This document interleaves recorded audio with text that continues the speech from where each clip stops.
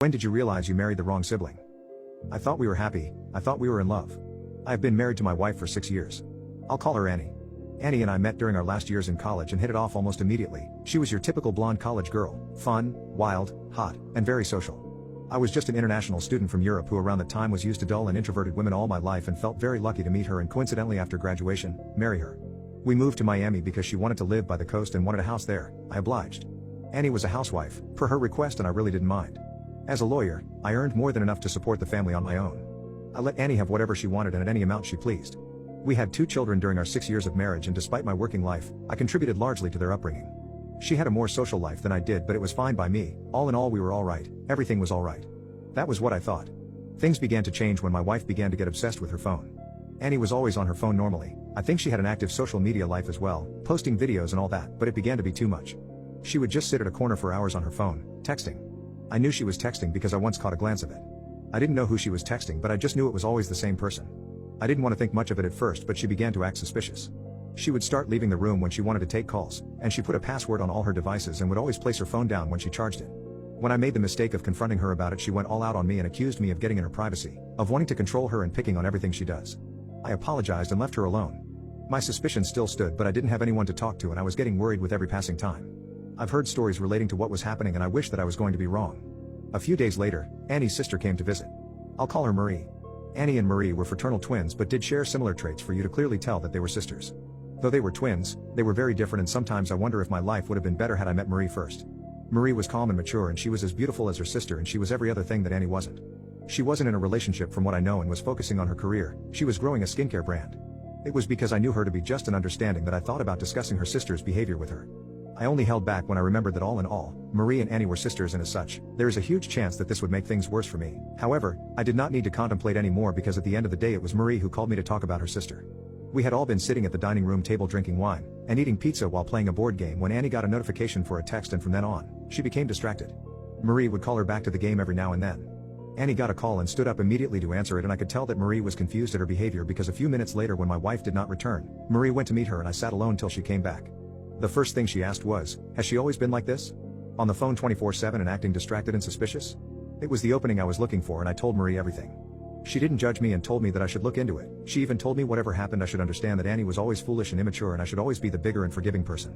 I understood what Marie was saying. If I found out that my wife was cheating on me, I should have it in me to forgive. I knew that Marie tried to talk to Annie, and I also knew that my wife did not listen. That was probably why Marie told me she would be coming often to check on the children, and I was grateful. It was stressful doing it alone nowadays. I continued to live in doubt for weeks until one night luck shined on my side.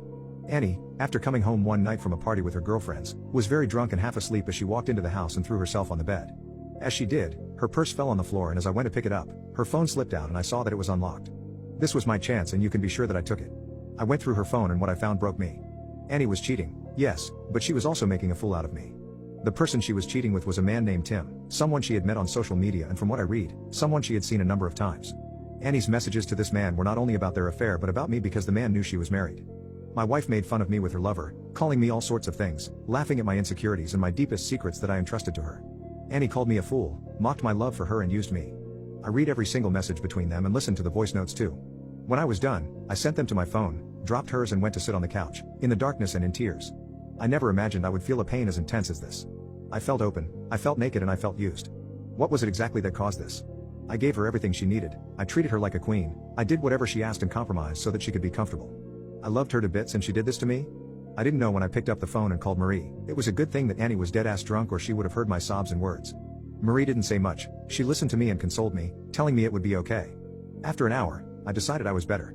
I took a shower and slept on the couch. The next day, when Annie asked why she didn't wake up to see me on the bed next to her, I gave her the excuse that I didn't want to disturb her. Later that afternoon, when she left for the mall, I took the kids with me to see Marie, and while they played with her dog, we talked and I showed her the messages I transferred to my phone. Marie was shocked and so embarrassed that she began to cry. She told me how sorry she was that all this was happening, and I began to tell her it's not her fault. She began to say that maybe it was a mistake. I haven't exactly caught Annie red-handed. I knew she was really concerned for her sister if I divorced her. She knew how I treated Annie and how Annie was about to lose it all. I told Marie to help me look after the children once in a while and I would look for proof. I also made Marie promise me that she would not tell Annie anything. I did just that. I would wait for Annie to leave her phone and then I connected it to mine so I got all her messages. The day she told me she would have a get-together with her girlfriends in the suburbs for 3 days, I agreed. I had already let go of any feelings for Annie at this point. She was a bad wife and an unfit mother who was never there with the kids. I knew the girlfriend's tale was a lie. She was going to meet with the Tim guy. I had asked Marie beforehand to help me get in contact with the man's wife after she said she saw his profile on Facebook. I texted the wife and we met up that day and I told and showed her everything. She said she already suspected it but had no proof. She said Tim told her he had to travel for business and would be back after 3 days. Ironic. After 2 days, when Annie was supposed to return the next day and after I found out the location of Annie and Tim, I dropped the kids off with Marie's mother and hopped in my car with Marie and Tim's wife, driving to the hotel where my wife and the bastard were. It wasn't very hard to bribe the receptionist after explaining our ordeal and get the key to the room. We all went to the door, Marie shaking, Tim's wife on the verge of tears and me. I felt nothing but disgust and seething anger. We walked in on them in the act and armed with my phone ready, I snapped away before they could cover themselves. Annie began to beg. Marie walked up to her and slapped her while crying. Why would you do this? You had everything.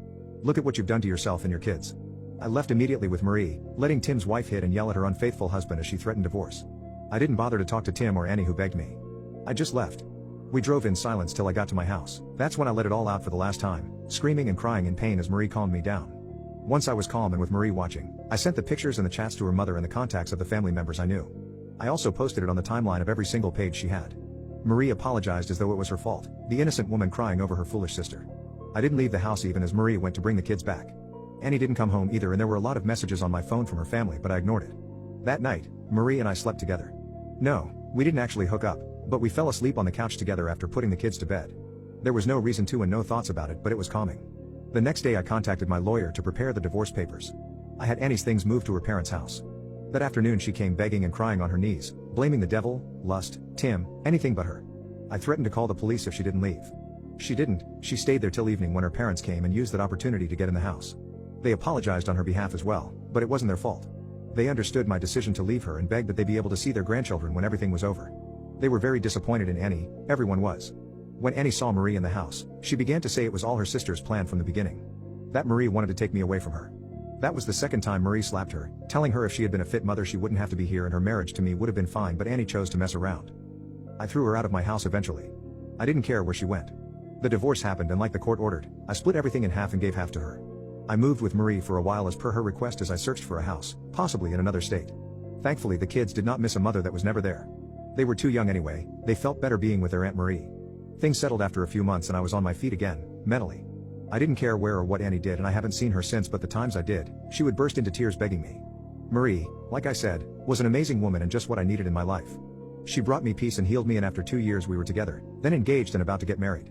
She has been the best thing that has ever happened to me. Even though I was in an insane amount of time, I can't help but look back on what happened as a good thing, because I would never meet the actual true love of my life.